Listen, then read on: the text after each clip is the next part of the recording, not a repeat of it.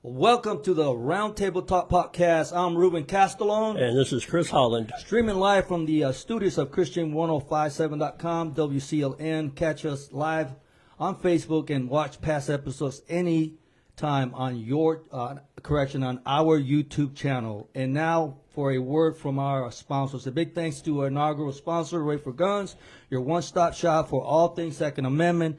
Find them inside the yellow gas station at 5609 Rayford Road, Fayetteville Road and Skull Road in Hope County. Open Monday through Friday, 10 a.m. to 7 p.m.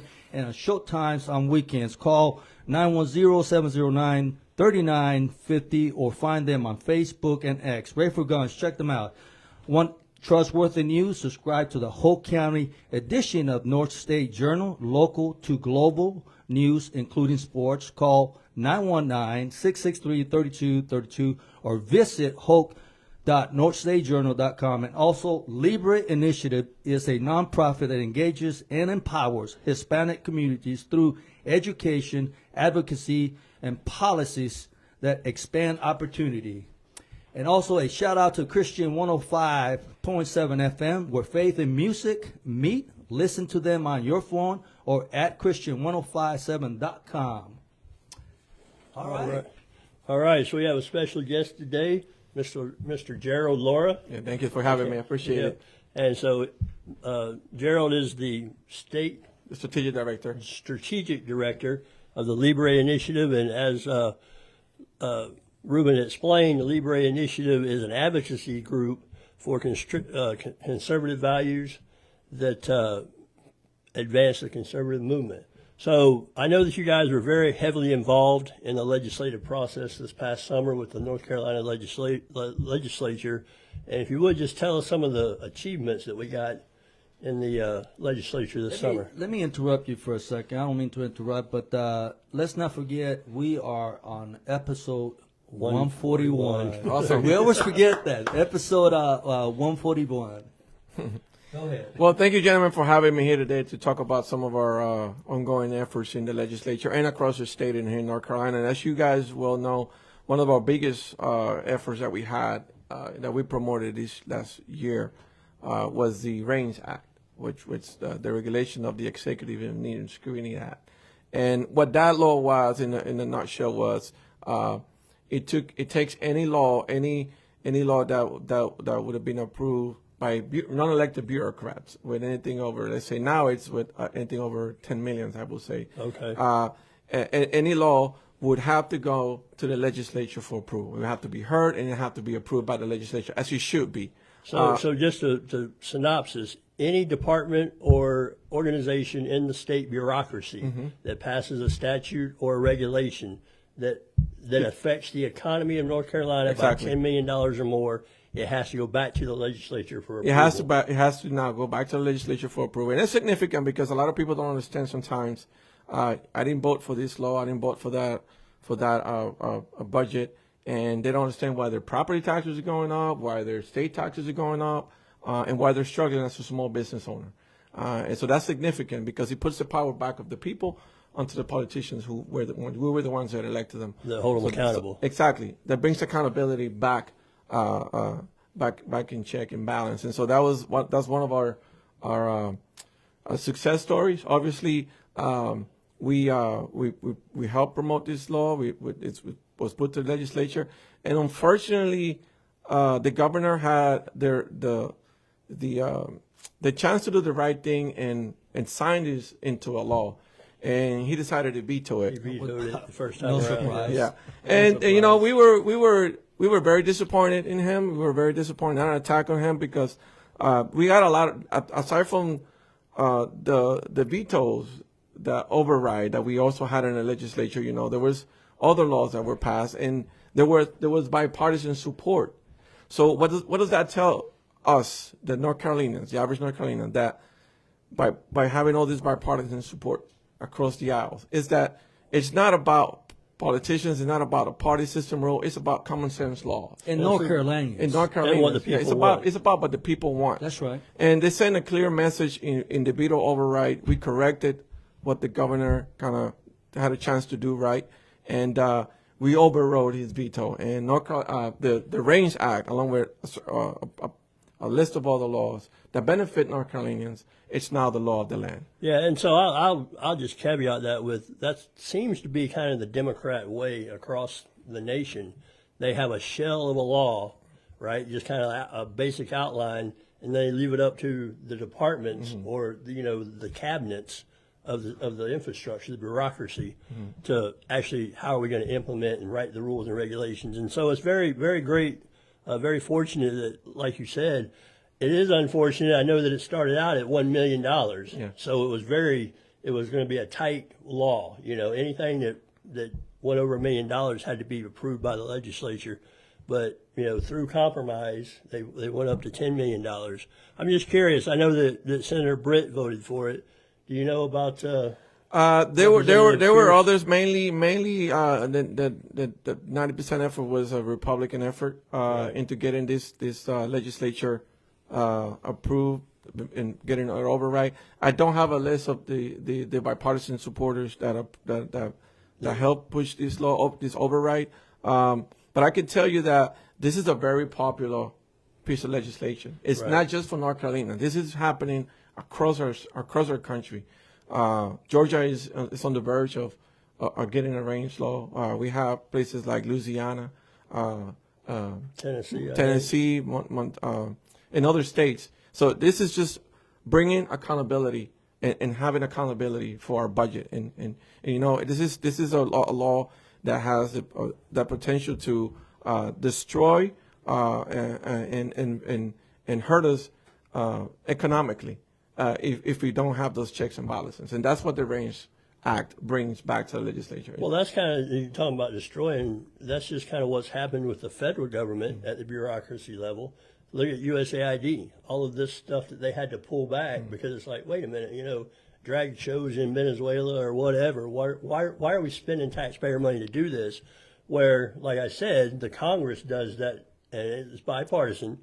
They write the outline of a law, and then the bureaucracy goes and says, this is how we're going to implement that. And, oh, by the way, this is what's going to cost. Exactly. And give us the money for it. So that's one of those things that, yes, it brings the accountability back to the politician. And therefore, at the ballot box, the people can then turn around and go, I didn't like that, and I don't like the direction that you're moving with your votes, so we're going to hold you accountable. I mean, and you know what? The sad thing about all this is that we're just learning.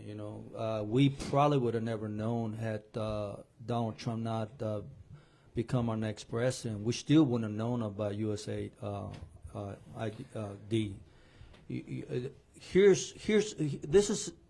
I'm gonna put it as simple as possible, and we can all relate to this.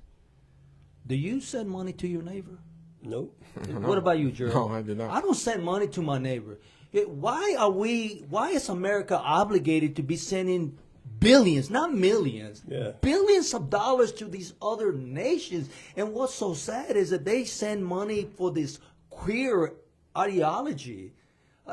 The trans agenda. And Exactly. this is I do believe that there's enough evidence now to support what I believe in is that the fact that this is a method to try to destroy, collapse the American economy. Yeah. And so, just real quick, using the neighbor as an example. So I have neighbors who I help mow their yard. I help when they're out of town. I pull their trash can up from the curb, that type of stuff.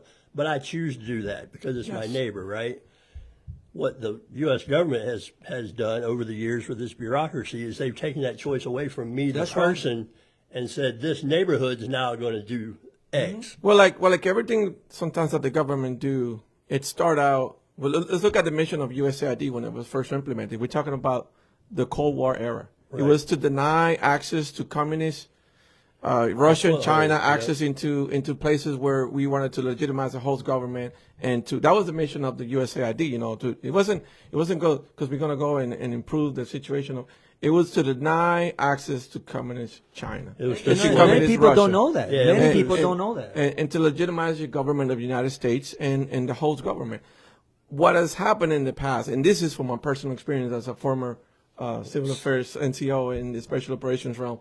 I went to Afghanistan and Iraq and to South America, and I saw taxpayers' dollars just being wasted on projects that didn't make any sense to me. Right. How are you going to build a school?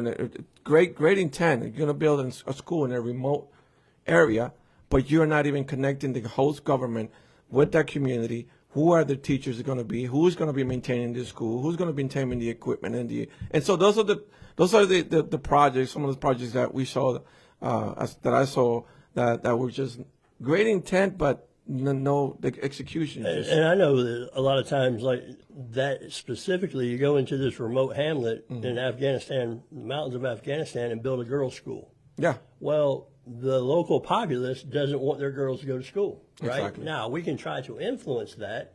Here's the facility, whatever. But the point being, there's a lot of empty shelled buildings all around Afghanistan that were good intent, well funded, but never executed. Well, they use them as a stable for animals and stuff like that because they don't have any children to go to the school. Another great example was we wanted to do USAID wanted to do a cooperative to bring farm equipment, billions of dollars in spending into farm equipment to give it to in Gaston province. Okay. Well, what happened was we went there, we did an assessment, and we came up on a graveyard of not even old farm equipment. It looked like they was just parked and left there, and time of course took its toll, and it was weather, and it looked like they were just in need of parts and equipment.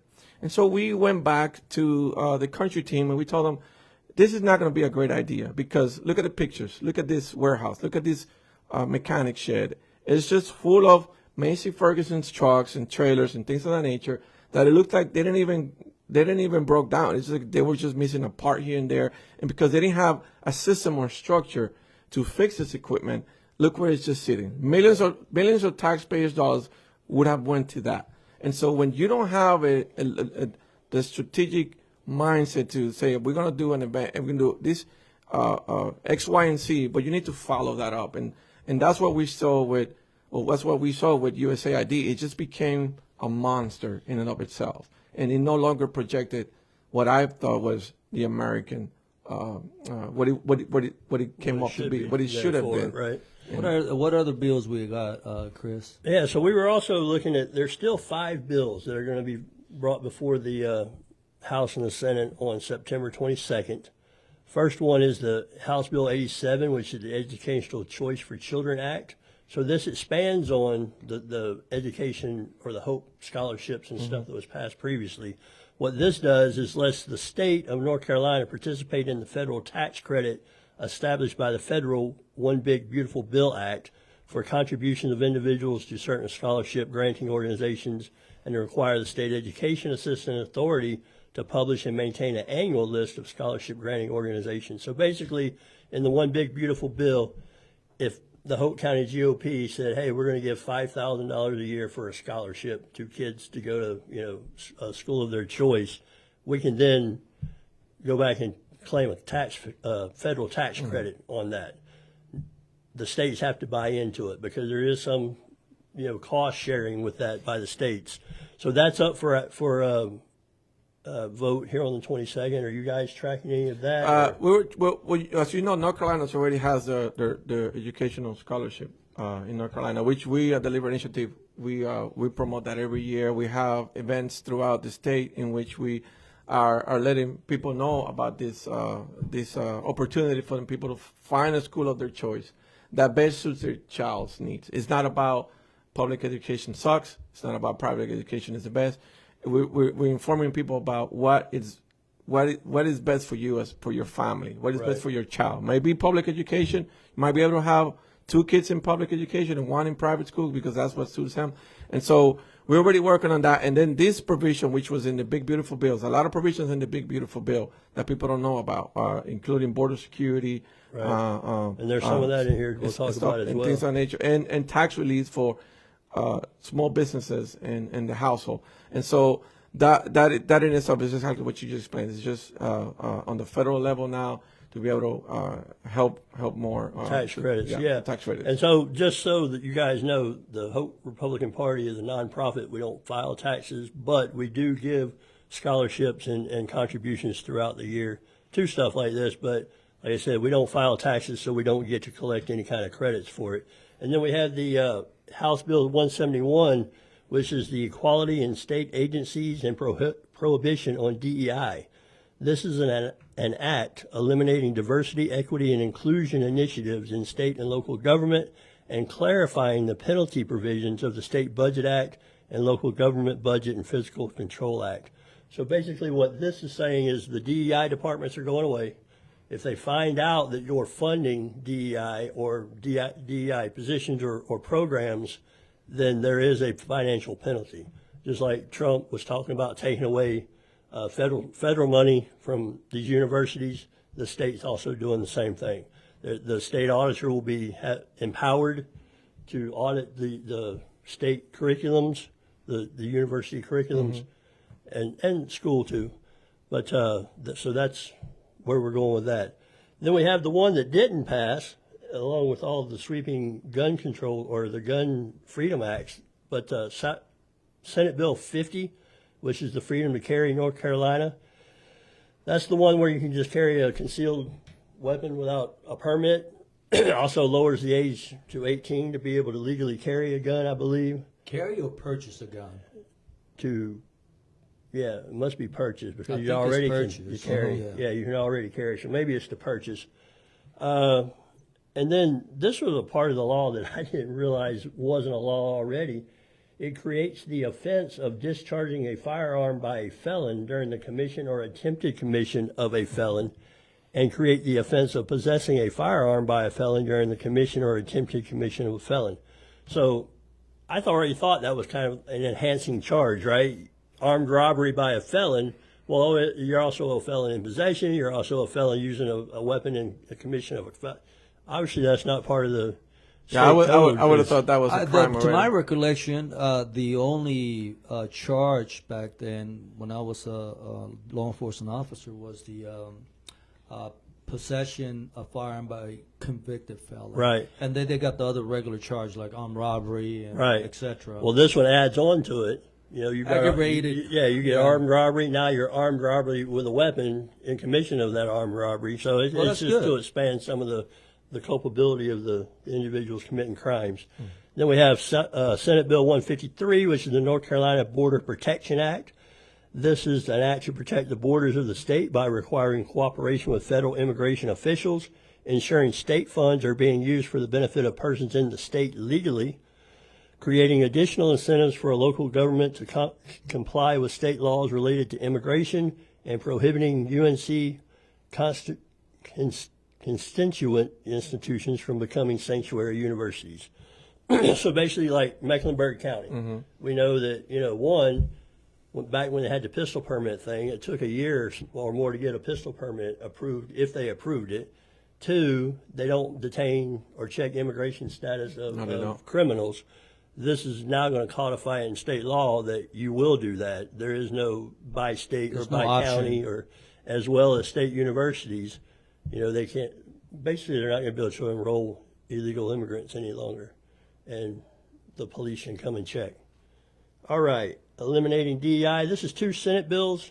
They're both kind of the same, but it's an act to demonstrate the General Assembly's intent that students, teachers, administrators, and other school employees recognize the equality and rights of all persons, and to prohibit public school units from promoting certain concepts that are contrary to that intent. Eliminating DEI in public education. We all know that DEI is the concept that there's an oppressed class, there's a benefactor class, and that it's very hard to, without special privileges, move between those classes, right? This is going to eliminate that. If there's any curriculum that teaches that, actually the employees, the teachers themselves, can be held accountable. And then like the second one is SB 227. That's in higher education. So it's 2 different bills. You got the one for K through 12, and they're universities similar, or colleges. Yeah, they're similar bills. A little bit of tweaking here and there, but basically it's for higher education and for K through 12s. And then recognize the equality and rights of all persons, and to prohibit public institutions of higher education from promoting certain concepts that are contrary to that intent. Like we said, America's founded on the thing that all people are created equal, all men have the same rights, and I say men as in humans. Endowed by their creator. Endowed by, for sure, endowed by their creator.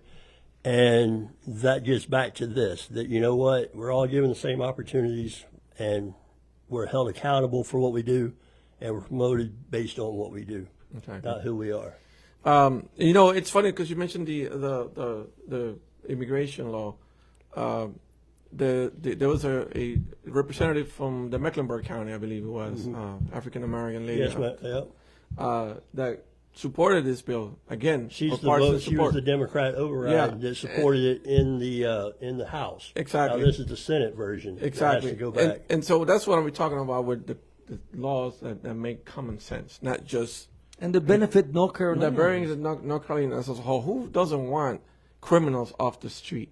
The people whether they're here legally, exactly. Whether they're here legally or illegally. If you're here illegally and you're committing a crime, you need to leave. You gotta go. You gotta go. There's no ifs, ands, or buts about it. And I'm an immigrant.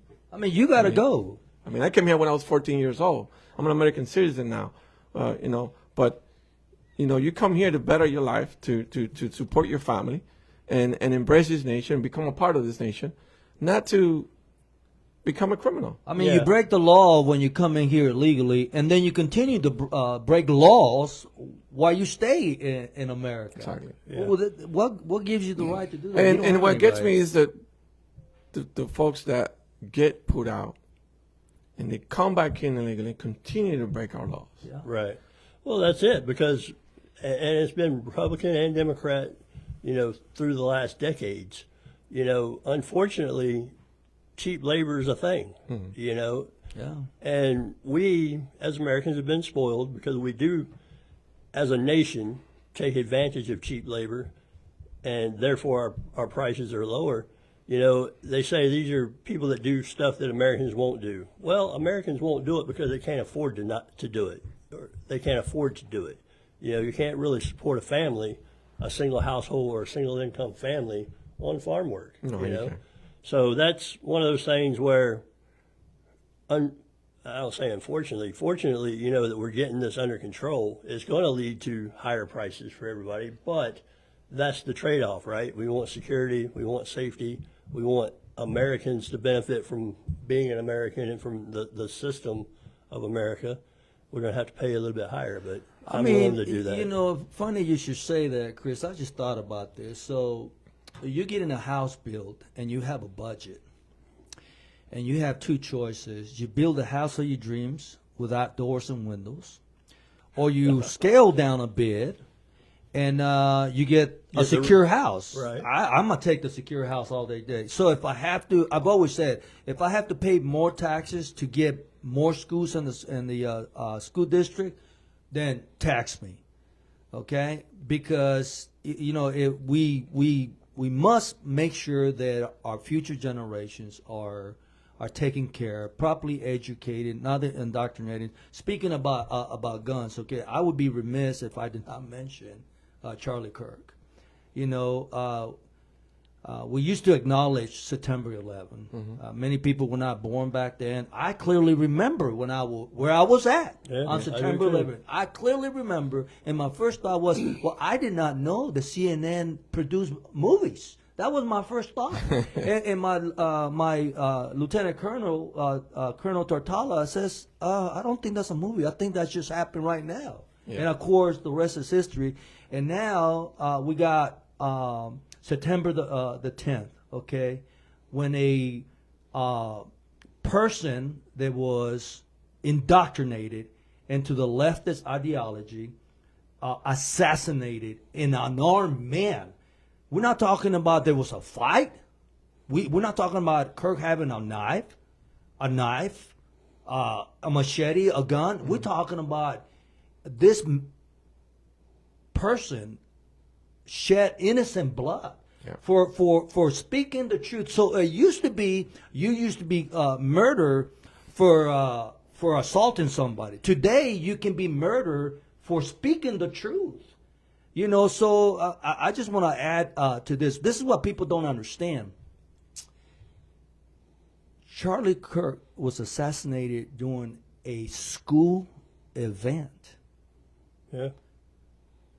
which makes me wonder who cleared the roofs. Well, Nobody did. yeah. No, nobody did. Nobody cleared the roofs, because had they cleared the roofs, that probably would have never happened.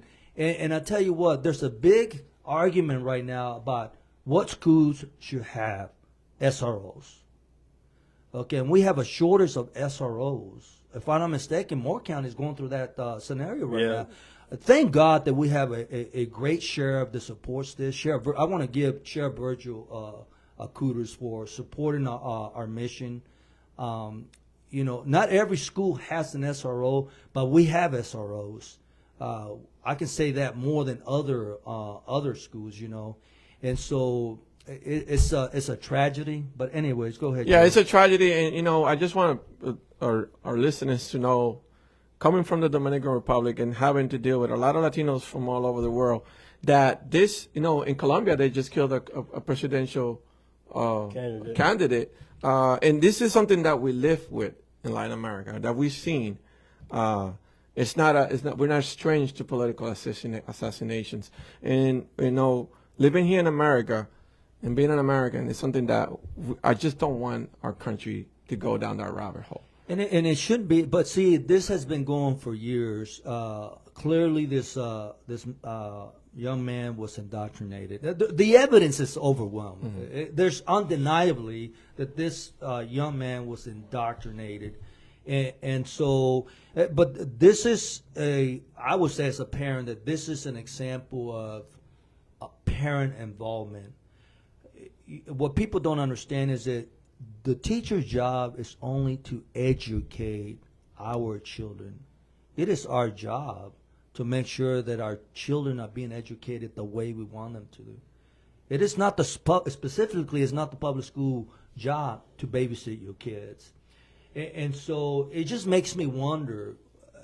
I hope that after the FBI completes its investigation and provides us a final analysis, it's going to say, where was the breakdown? Because this young man went from being conservative to an extreme leftist. Mm-hmm. And it so happened that Charlie Kirk was addressing the transgender. Violence, And right. that's when he was what assassinated. Just in violence, yeah. And so we need parent involvement. This is me. Of course, I forgot to tell you, I'm Ruben Castle. I'm a Whole County School Education Board member. I don't speak for nobody, no board member, let alone the board. I have my own opinion and my own word. I don't relinquish my word to anybody. So we're talking about the fallout, and right now they just did a poll that 40% of Americans still believe that the shooter was a Republican, right? And then now we just had Jimmy Kimmel get, fired because he actually went on TV and said that they're trying to blame this on leftists, but it's an actual a mega or Republican, Yeah. whatever the term he used, and then all hell's breaking loose. Oh, they're canceling us. Remember Joe Rogan when he said, I took ivermectin to try to... And they tried to cancel him? They tried to cancel him, right? Remember when you got on Twitter back in the COVID era and said, take off the Forget mask? about it. You were canceled. Facebook. Yeah. Facebook. Yeah, all of it. We're in a time and period where it's very unpopular to be a conservative person right now and to express your values. I don't think it's unpopular. I mean, not that it's wrong. I don't think it's unpopular. I think that not enough people speak out. Yeah. We live and let live. And I think that's changing. I said that before on many podcasts, is that the issue is that a lot of people are not willing to stand for the truth. Charlie Kirk was assassinated for being courageous in his faith. What people don't know that every time he spoke, I listened to him a lot. The young man was an inspiring man. He called a lot of stuff the way it was. And every time he spoke to somebody, he changed a lot of minds. He would love them. If they said that he was a white racist, there isn't one video of him. Well, they're bringing out stuff. He said something about the civil rights movement, but they're taking everything out of context. Because they're not telling the whole video. They're not telling the whole video, and so you're totally right about that. All right, let's get to events real quick. So 9 October is the First Baptist Church Memorial Golf Tournament. 11 October is the Fall Fest Golf Tournament and Parade. We will have a float in the parade. Come out and see the candidates that are running for your district and local elections. October 16th through November 1st, the Rayford Municipal Elections. Early voting is from 8 a.m. to 5 p.m. at the Board of Elections office building. There's only one spot. And then November 4th, 6:30 to 7:30, 3 spots: the Civic Center, the library, and the old county building. Check your voter registration card for your polling location. If you need more information, call 910-875-8751. That's the Board of Elections. October 18th is the Fall Festival downtown from 9 to 4. We will have a booth out there. Again, candidates will be out talking with the crowd. 31 October is our Rockfish Trunk or Treat at Brownies. That'll be from 6:30 to 9 p.m. Haunted House, Spooky Trail Ride, and candy for all the kids. We're going to link all these posts. This is kind of a quick wrap up, but we'll link these posts for information on our Roundtable Talk Facebook page. And then tonight is the Hope County Republican Party monthly meeting at 7 p.m. at PK's. I've got several people who say they're going to run for county commissioner. They're supposed to be there tonight, so come on out. They will have an opportunity to get up and address the crowd if they want to. And let's see what this race is shaping up to be like. So the last thing that I just want to say is our prayers go to Charlie Kirk's family. And I have to say this, I agree with J.D. Vance, our vice president, say you cannot unite with people that celebrate murder. Those are the same people that celebrate the termination of children in the womb. So just keep that in mind. Right now it's a time for just stop talking about we have to get rid of all this rhetoric stuff. No, right now we have to be vigilant, because if anything that has been proven is that the left will murder conservatives because they can't win a discussion. That's what it boils down to. And keep America in the prayers too. You know, this country's going through some trying times, and we need to hold everybody in prayer. America first. Regardless of your views. America first. Anyways, I want to be able to give a special thanks again to our inaugural sponsor, Rayford Guns. Your one-stop shop for all Second Amendment needs. You can locate them at 5609 Fayetteville Road and Skull Road inside the Yellow Gas Station in Hope County. And they're open Monday through Friday, 10 a.m. to 7 p.m. and also on show times on weekends. You can call them at 910-709-3950 or find them on Facebook or X, Rayford Guns. Check them out. And also, if you want to read trustworthy news, subscribe to the Hope County edition of the North State Journal, local to global news, including sports. You can call them at 910-663-3232 or visit hoke.northstatejournal.com. And also our newest sponsor edition, the Liberty Initiative, is a nonprofit that engages and empowers Hispanic communities through education, advocacy, and policies that expand opportunities. And lastly, a shout out to Christian 105.7 FM, where faith and music meet. Listen to them on your phone or at Christian1057.com. I'm Ruben Castellon. And Chris Holland.